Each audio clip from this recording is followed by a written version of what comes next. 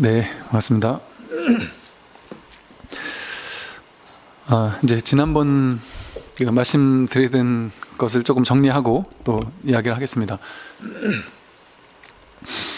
부처님의 깨달음은 이렇게 고행주의를 통해서 많은 고행을 하면 그 결과 어떤 걸 깨닫는다든지, 선정을 열심히 갈고 닦아서 그 결과 무언가 없던 것, 새로운 깨달음, 새로운 무언가를 얻어서 깨달았다든지, 그렇게 하는 깨달음이 아니라는 거죠. 이게 이제 인간 존재의 근원의 위대성이랄까요? 우리는 본래 위대했던 거예요. 본래 깨어나 있던 것이고 본래 원망부족한 존재였던 것이라는 놀라운 아름다움이고 감사함이고, 이게 얼마나 놀라운 이야기입니까?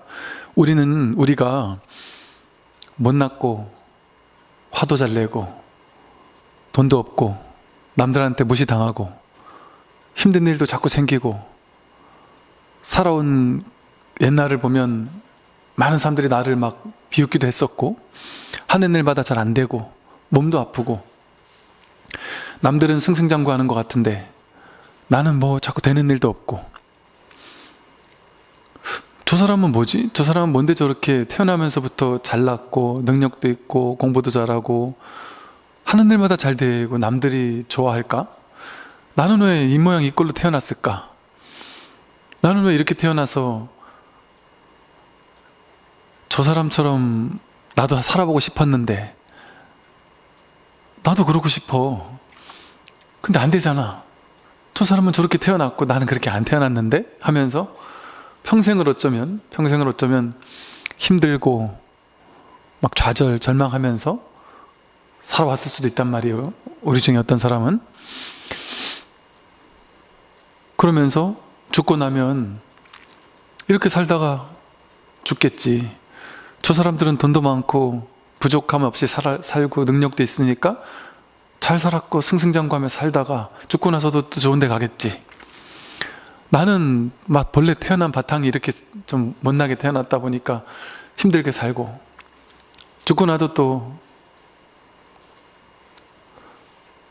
별로 안 좋은 데 태어나겠지. 그러면서 살아왔단 말이에요, 우리들이. 아마도 많은 사람들 중에 자신의 인생에 자신만만한 사람이 몇이나 될까요? 정치인들 정치 선거에 나가려고 하면 막 사돈의 팔촌까지 가족까지 전생애를 탈탈탈탈 털어가지고 먼지 하나 안 나온 사람이 없다. 그래서 그런 얘기를 하던데, 우리 마음으로 우리를 돌이켜보면 진짜 털어가지고 먼지 안 나오는 사람이 있겠어요?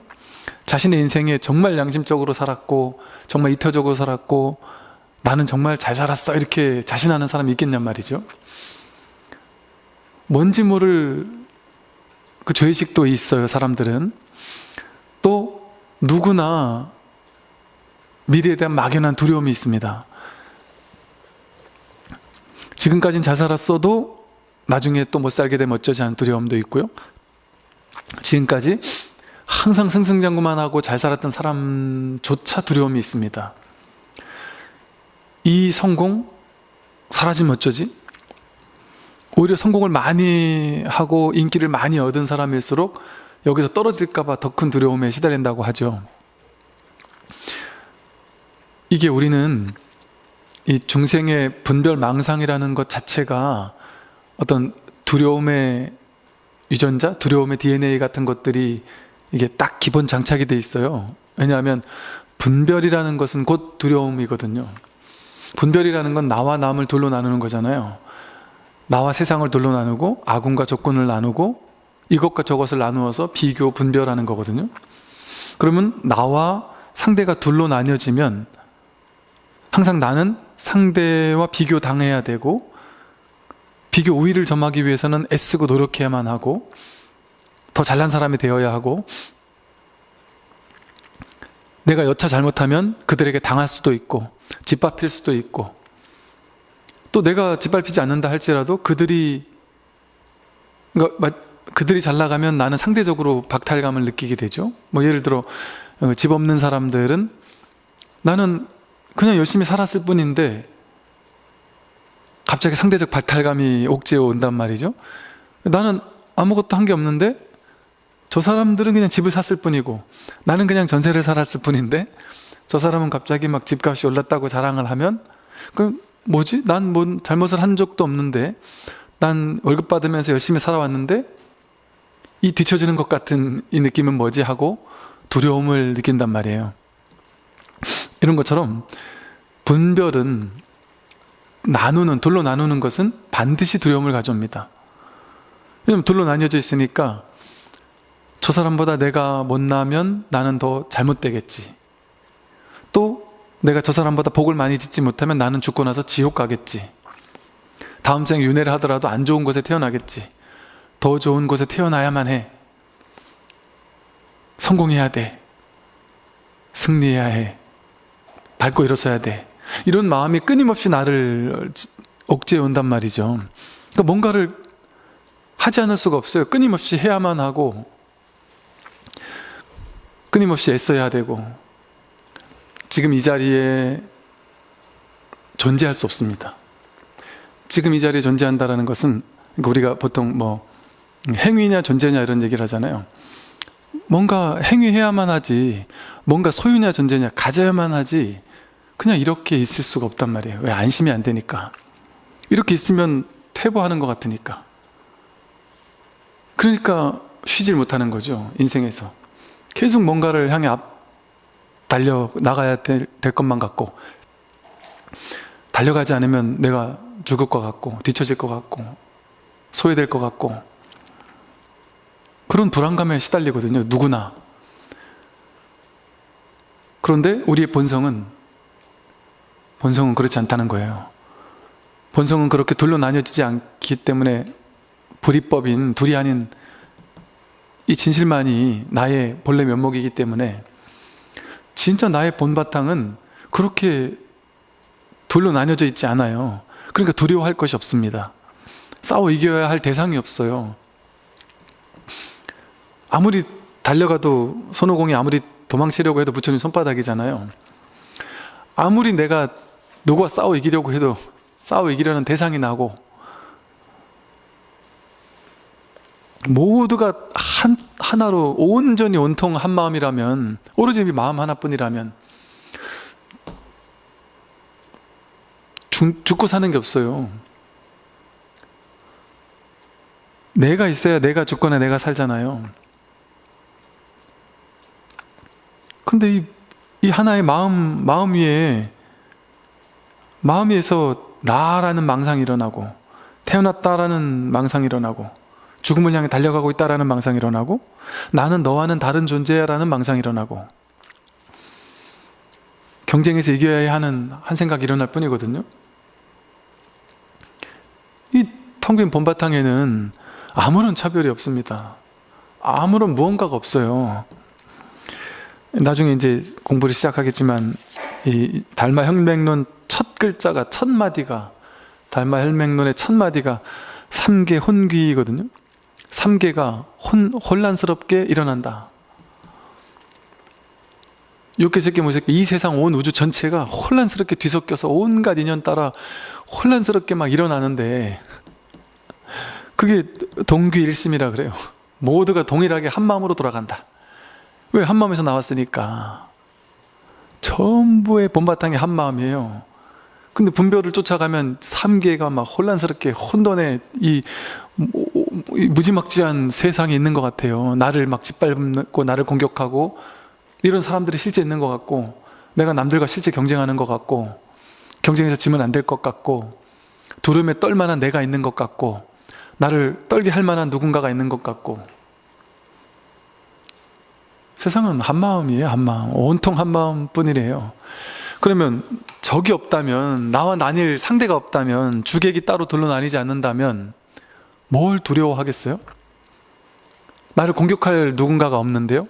나와 비교할 누군가가 없는데 온통 이 전부가 난데 온 우주 삼라만상 삼계가 전부 다 일심으로 돌아간다면 전부 다 일심인데 누가 나를 공격합니까? 내가 어떻게 지옥을 가죠? 지옥이 난데? 내가 어디로 가고 오고 하는 게 아니란 말이에요. 열에 여고. 열에는 오고 가는 게 아니란 말이에요. 완전한 평화입니다. 그 어떤 차별이나 분별이 없어요. 완전 대평등이죠. 그 어떤 것도 두려워할 필요가 없어요. 나와 상대가 있으면 두려워해야 돼요. 근데 온통 나뿐인데, 나 하나뿐인데, 삼기 헌기지만 동기 일심이란 말이에요. 모두가 일심으로 돌아간, 오직 이게 마음 하나뿐이다. 한 마음일 뿐이다. 이게 지금 진짜 자기라고요. 깨달음은 그렇게 되는 거겠죠? 가 아니라 지금 나라고요. 지금 나. 여기 부처님이 딱 계신다면 우리들을 서로 볼 때는 저 사람하고 나하고 다르고 저 사람과 저 사람은 다르고 다 다르잖아요. 부처님이 여기 딱 계신다면 부처님의 눈에는 100% 다 부처예요. 다 부처. 완전히 100% 부처란 말이에요. 100% 부처. 자기가 부처인지를 모르는 부처. 전혀 두려워할 필요 없는 부처. 근데 자기가 착각하고 있는 거죠. 자기가. 그 착각을 깨면 그게 곧장 부처예요. 뭐 할 게 없어요. 그냥 망상만 안 하면 부처지. 그 분별만 없으면 그냥 바로 곧장 이 마음이에요. 그래서 무분별지라고 하거든요. 이것을 무분별심이라고 하고, 분별하지 않는 마음, 그게 부처의 마음이에요. 그게 반야지혜고. 그게 없느냐? 100% 다 구족돼 있다. 우리의 본바탕이에요.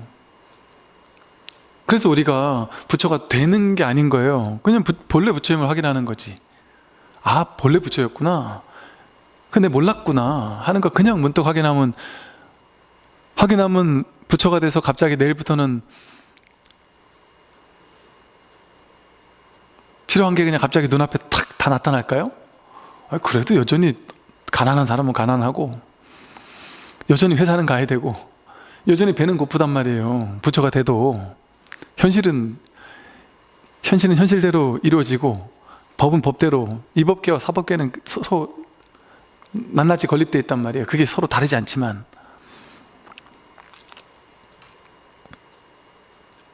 그래서 이게 복음이에요. 이게 희소식이에요. 기쁜 일이에요. 이거 빼고 또 다른 복음이 있을 수 있을까요? 야, 너가 이겼어. 너가 승리했어. 넌 이 세상에서 1등이야. 너가 최고가 되었어. 그게 복음이에요? 하나님이 너를 선택했어. 그건 복음이 아니에요. 나를 선택했다면 언젠간 선택 못 받을 때가 있잖아요. 그 나를 선택했다는 건 나 아닌 사람은 선택 안 한 사람이 있다는 얘기 있잖아요. 그게 어떻게 좋은 소식이에요?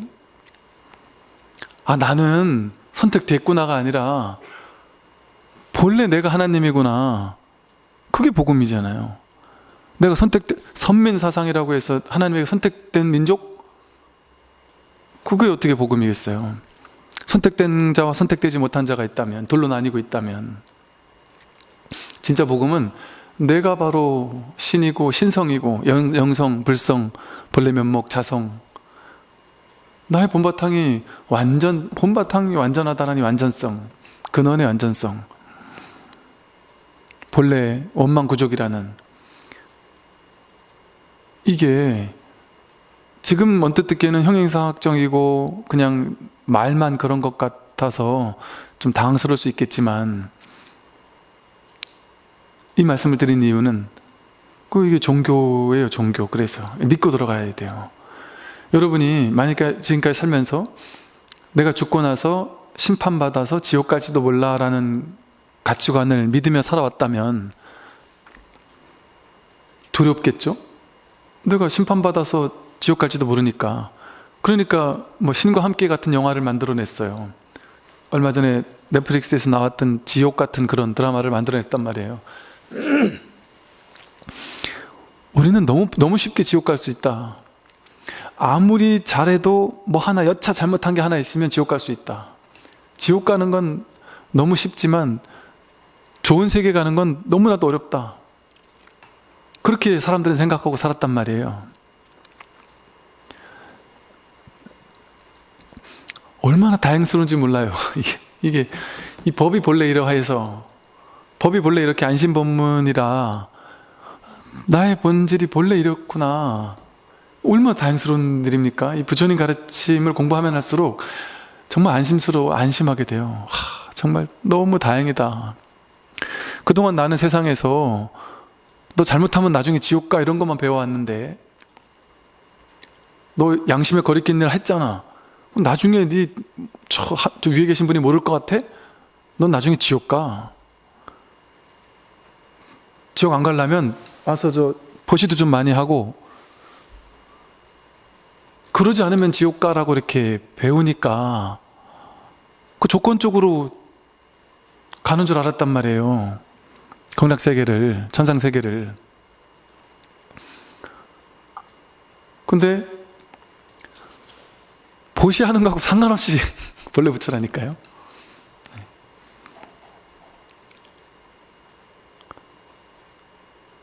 죄인도 부처예요. 죄인도.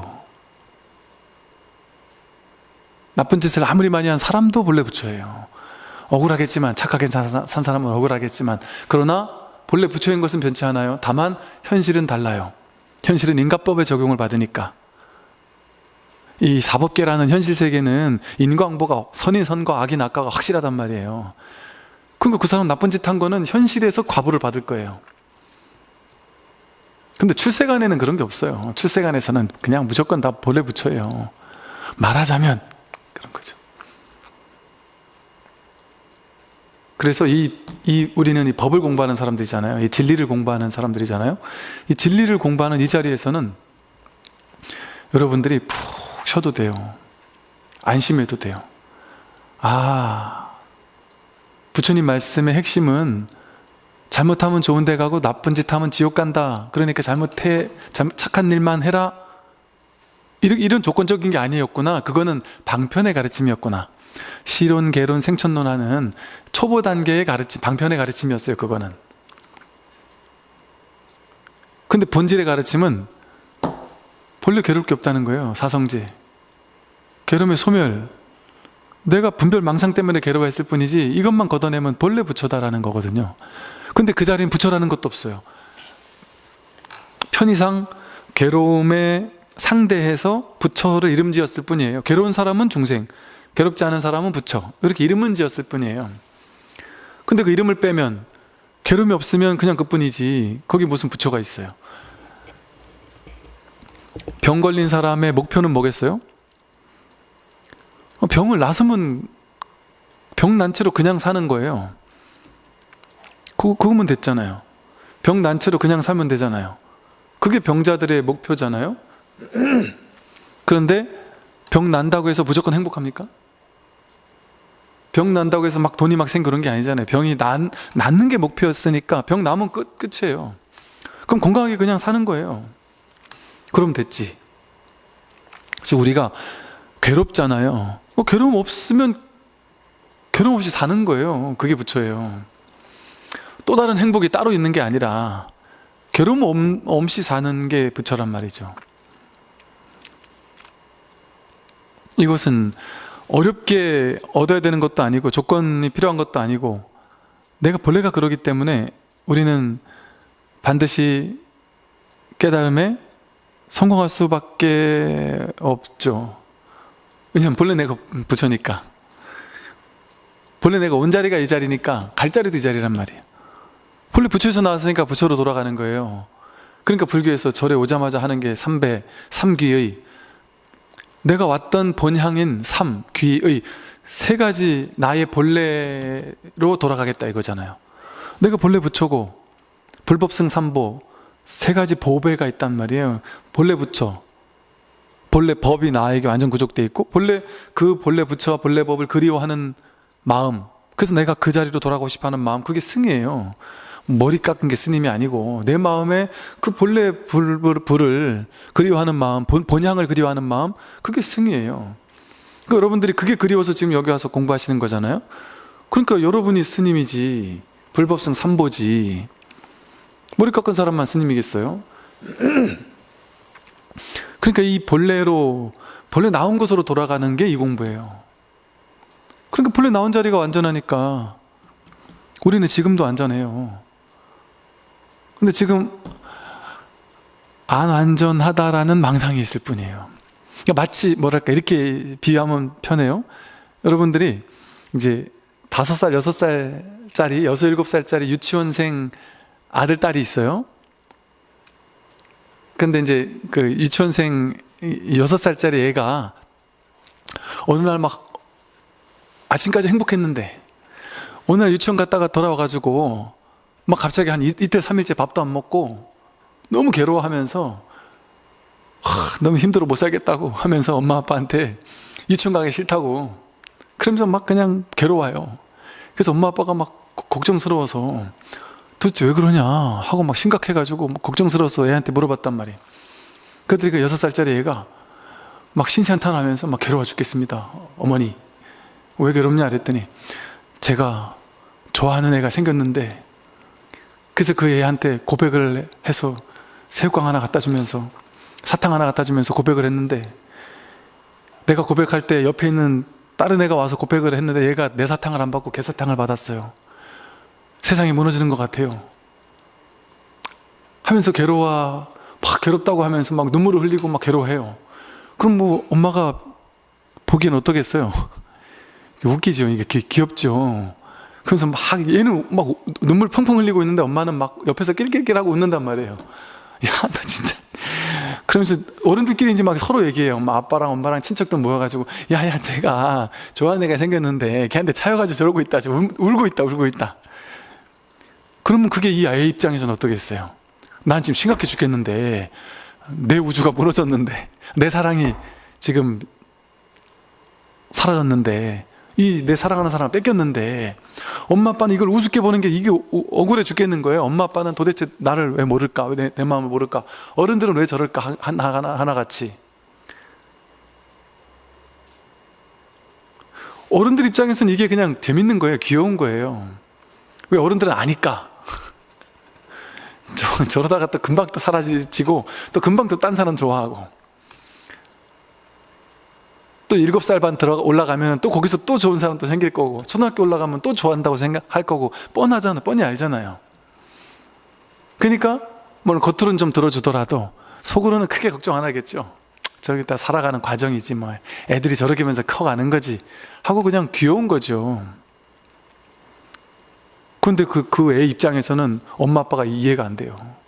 나는 심각하니까. 이것과 좀 비슷하지 않을까요? 우리는 지금 돈이 엄청 심각하잖아요. 명예, 권력, 지위, 내 집값이 오르고 뭐 이런 게 엄청 심각하게 중요하잖아요.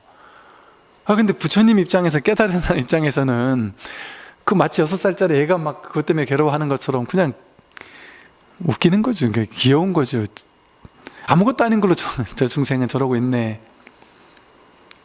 그 어찌 보면 부처님이 깨닫고 나서 중생들한테 법을 굳이 안 설하려고 했잖아요. 뭐 가만 놔둬도 제가 이제 1살, 2살 나이 들면 지도 알게 될 건데 뭐.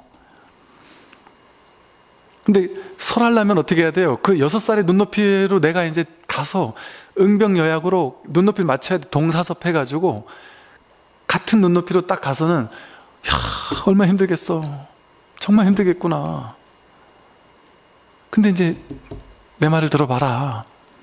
이제 하나하나 설명을 해줘야 되겠죠. 근데 그 설명을 그 애가 들을지 안 들을지도 모르겠고 또 사로잡혀 있는 동안에는 아무리 좋은 얘기를 해줘봐야 내가 이 집착이 사로잡혀 있는 동안은 안 들리잖아요. 집착해서 딱 놓여내서 나중에 시간이 지나면 저절로 거기서 놓여날 수 있더라도 그 사로잡혀 있는 동안은 안 들린단 말이에요. 법문을 아무리 해줘도. 그러니까 이것과 비슷하니까 사실은 이 법문을 한다는 것도 좀 우스워요. 어찌 보면 굳이 해야 되나 싶기도 하단 말이에요. 이 괴로움이 진짜 괴로움이면은 실제 같으면은 그 실제인 괴로움에서 빠져나오도록 막 심각한 실제 괴로움이니까 심각하게 빠져나가게 해줘야 되는데 당신들은 막 심각하게 살고 있는데 그냥 거기에 응해주는 거예요. 그냥 그 심각함에 응해줘서 그 힘드시군요. 이렇게 마음을 좀 바꿔보세요 하고. 사실은 심각할 게 없어요. 심각해 하는 것처럼 하고 왔는데 내가 너무 웃을 수 없잖아요. 이쪽에서. 이거 아무것도 아니에요. 그냥 유의산매예요. 이렇게 얘기했다가 욕한단 말이에요. 이게 어떻게 유의산매냐. 나는 실질적으로 지금 괴로워 죽겠는데 하고 화를 낸단 말이에요. 이게 실제가 아니에요. 이렇게 그게 다 실제 아닌데요. 이렇게 얘기를 할 수가 없단 말이에요. 당장 그것 때문에 괴로움이 실제라고 생각하는 사람에게는. 이 비유가 좀 별로였나? 여러분이 심각한 표정으로 쳐다보시니까. 영화를 보는 사람이 영화 속에 완전 확 빠져들었어요. 빠져들어가지고 영화가 끝났는데도 막 펑펑 울면서 그 주인공 때문에 막 가슴 아파하면 웃기잖아요. 옆에서. 야, 그 영화야. 빨리 빠져나와. 그냥 가볍게 그렇게 얘기할 수 있잖아요. 그것처럼 우리가 지금 괴로워하고 있는 게 딱 그렇다니까요. 그 6살짜리 아이의 괴로움. 그 영화를 진짜인 줄 알고 거기 완전 딱 동일시돼가지고 괴로워하는 것 같은. 영화 주인공들이 그런다잖아요. 한 6개월, 1년 영화를 찍고 나면 그 주인공과 완전 동화가 돼가지고 영화는 다 끝났는데도 한동안 거기서 헤어나지 못해서 그 우울한 마음이 한동안 이렇게 여운이 남는데요. 그걸 확 빠져나오지 못한다는 사람들도 있거든요. 그것과 비슷하단 말이에요. 중생들의 괴로움은 실제 하는 괴로움이 아니란 말이에요. 근데 실제인 것처럼 착각하는 그 마음만 없애주면 되는 거거든요. 무게감을 싹 걷어주면 된단 말이에요. 이게 실제가 아니라는 거를 깨닫게 해줘서. 그래서요, 이 공부는 이렇게 어떤 계급이 없어요. 계급적 차별 이런 게 없습니다. 그게 불교의 본래 불법의 핵심이고. 그래서 어떻게든 이 법을 이제 탁 사람들에게 깨닫게 해주는 게 목표란 말이에요. 부처님 가르침에. 근데 인도적인 가르침에서는 하여간 아니다 공하다, 세상은 다 공하다, 뭐 이거 아니다 텅 빈 거다, 실제 아니다, 없다 얘기만 했단 말이에요.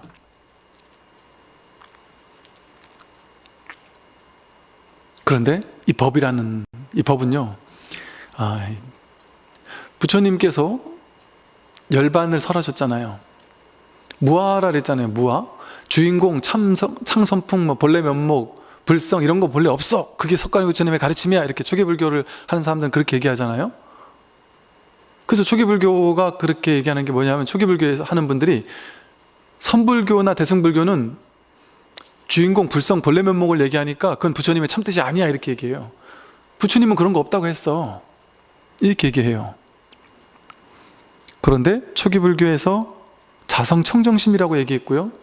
또 초기불교에서 명백하게 열반해탈을 얘기했단 말이에요. 그럼 또 그분들은 얘기해요. 열반해탈은 불성하고 달라 이렇게 얘기해요.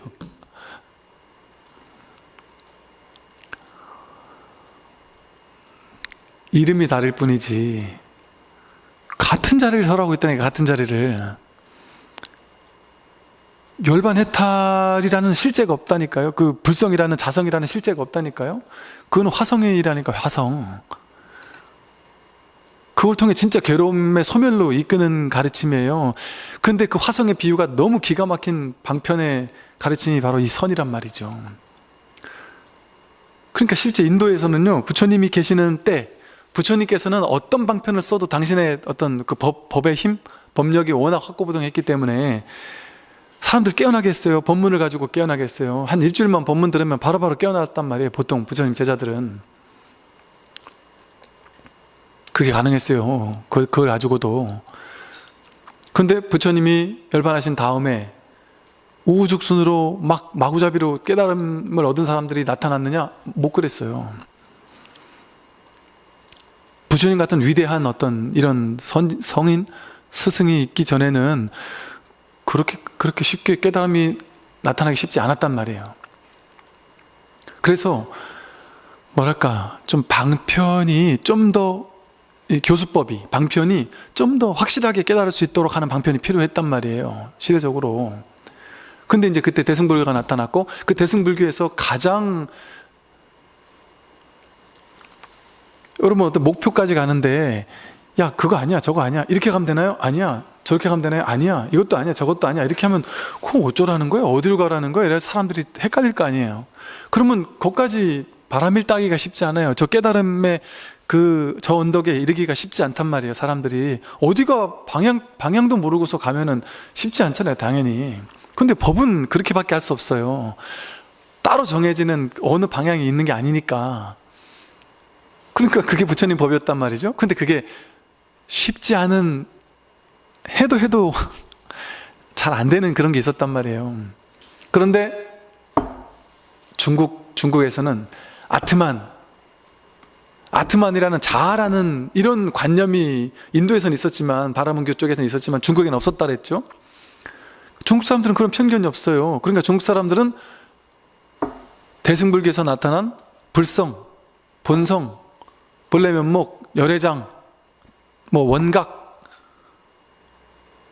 열반 해탈 뭐가 됐든, 본래 면목이 됐든 그거를 내세워서 목표를, 이 성품을 확인하도록 직진심을 해서 성품을 바로 곧장 보여주는 거예요. 목표를 딱 선명하게 탁 준단 말이에요. 화성을 가리켜 보인단 말이에요. 법을, 본래 면목을 딱 직진심에서 가리켜 보인단 말이에요. 이렇게 직진심한단 말이에요. 이렇게 직진심하고 주장자를 들어 보이면서 직진심을 한단 말이에요. 뜰 앞에 잣나무하고 직진심하고, 또 이 법을 하나하나 자세히 설명해 주는 걸 통해서 직진심을 하기도 하고. 여러분, 뜰 앞에 잣나무 해야지만 깨닫는 게 아니에요. 이러다가 여기서 문득 가벼워질 수도 있고요. 이러다가 깨닫기만 하는 게 아니에요. 확실하게. 제가 무수히 임상시험을 해봐서 알아요. 자상하게 이게 또 이 선에 약간, 선이 초기에는 육조 스님이나 이 달마 스님이나 달마 혈맹론이나 육조 스님이나 대주해해, 또 하택신해, 규봉종밀, 우리나라의 진울 스님, 이런 분들은 선을 자상하게 설명을 잘 해줬어요. 그런데 나중에 이후의 선에서는요, 선을 진짜 공부하겠다라는 그냥 발심이 돈독한 엘리트 스님들이 주로 와서 공부를 했다 보니까 그들을 깨어나게 하는 게 목표였단 말이에요. 그러니까 발심이 다 돼가지고 공부하겠다고 와서 열심히 공부하는 스님들을 향해서 법문하기에는 이게 법이야, 이거 아직도 모르겠다고? 이게 법인데 이걸 왜 몰라? 하고 자꾸 다그쳐도 된단 말이에요. 그 방법이 통했단 말이에요. 그러니까 방과하리라고 해서 소리를 뻑 지르거나 한 대 때리거나, 거기서 깨어났단 말이에요. 근기가 수승했기 때문에, 소수 엘리트들을 대상으로 하는 법문이었기 때문에. 그러면 그 사람들에게는 지저분한 말을 할 필요가 없단 말이에요. 이게 불린문자라서 말을 할 필요가 없어요. 그냥 자꾸 한 대 때리는 걸 통해서 법을 그냥 곧장 직진심에서 보여주면 그들은 깨어났단 말이에요. 근데 이제 지금 제가 선을 가르치고 있는 이 지금의 선은 또 달라져야 돼요. 교수법이 달라져야 된단 말이에요. 방편이. 왜 달라져야 되느냐? 지금 여러분 법문 듣는 여러분들이 옛날에 육조 스님 제자들 같이, 조주, 마조, 임재, 황벽, 운문 스님 같이 그렇게 여러분들이 우리가 그렇게 근기에 뛰어난 사람들인가요? 아니에요. 그런 사람들이 아니잖아요. 우리가 이게 법이다 이러고 내려가 버리면 여러분들 절에 오겠어요? 안 옵니다. 그래서 지금은 이 육조 스님 같은, 달마 스님 같은, 달마 혈맹론도 법에 대해서 잘 풀어 설해주고 있어요. 근데 이제 한창 이렇게 활발하게 직진심에서 한 대 때리고 뜰 앞에 잣나무라고 하고 마삼근하고 알듯 모르듯한 소문답 주고받는 그런 선에서는 이렇게 자상하게 풀어주는 걸 또 이제 욕해요. 어찌 보면, 야, 이거는 불린문자인데 그렇게 자상하게 설명해주면 되냐 하고 한단 말이에요. 그것도 틀린 말 아니에요. 당연히 똥하고 법은 자꾸 쑤시면 냄새가 난다 그래요. 자꾸 말로 설명하면 오히려 더 왜곡될 수 있다는 거죠. 그 말도 충분히 일리가 있는 말이면서 동시에 그걸 안 할 수가 없는 거예요. 그래서 많은 임상실험을 해보니까 죽비를 치면서 이게 법이에요, 이러다가 탁 깨어나는 사람도 있긴 있지만, 신기하게요, 자상하게. 이거는 누가 봐도 의리선 같은, 의리선이라는 게 뭐냐, 말로 이해할 수 있도록 설명해주는 선을 의리선이라 해서 폄하하는 말이에요. 의리선처럼 이 법에 대해서 자꾸 설명을 해준단 말이에요. 설명을 해주면, 저도 옛날에 그 생각했어요. 설명을 해주는 거는 방편이지, 설명을 해주다 깨닫지 못할 거야, 이렇게 생각했어요. 곧바로 법을 드러내야지만 깨닫겠지, 이렇게 생각했어요. 아니더라니까요. 오히려 설명을 듣다가 깨닫는 경우가 많더라니까요. 이거는 정말 이치적인 설명이었는데 어떻게 그 본문을 듣고 깨달았지, 너무 신기할 정도로 설명을 듣다가 깨닫더라니까요. 그러기도 하더란 말이에요. 그리고 여러분, 이제 제가 이제 저희 절에서 이제 올 한 해는 이제 불교대학을 1년 과정을 했어요. 근데 내년에 이제 뭐 불교 아카데미처럼 또 이제 뭐 강의를 이렇게 또 할 예정인데, 생각을 좀 바꿨어요. 선어록만 계속 하다 보니까 이게 선어록이 이게 선어록 강의도 물론 필요한데, 선어록은 선어록대로 하되 좀 함께 해야 되겠다라고. 근데 제가 이제 확실하게 진짜 요즘엔 점점 더 깨닫게 되는 게, 이 뭐랄까 이제 말하자면 임상 실험으로 이 선어록 같은 여기서만 깨닫는 게 아니구나, 이게 자상하게 설명을 해주는 걸 통해서도, 그러니까 좀 지혜롭게 확실하게 의리선을 해주게 되면 그걸로도 깨달아요.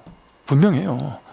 그러니까 육조 스님, 달마 스님, 아까 말한 무슨 진우 스님, 이런 분들이 바보입니까? 그렇게 설명해주면 무조건 못 깨닫는다면 왜 그렇게 설명을 했겠어요? 선의 전통에서는 설명을 하는 건 안 좋다 이렇게 말하는 것도 이해가 가는 측면이 있지만 꼭 그렇지 않단 말이에요. 사람에 따라, 근기에 따라.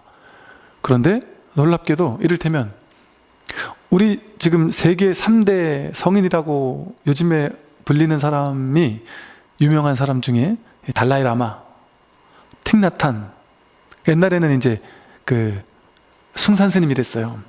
우리나라 숭산 스님에서 달라이 라마, 틱나탄, 숭산 이래가지고 살아있는 3대 생불이다 이랬어요. 근데 숭산 스님께서 열반하셨잖아요.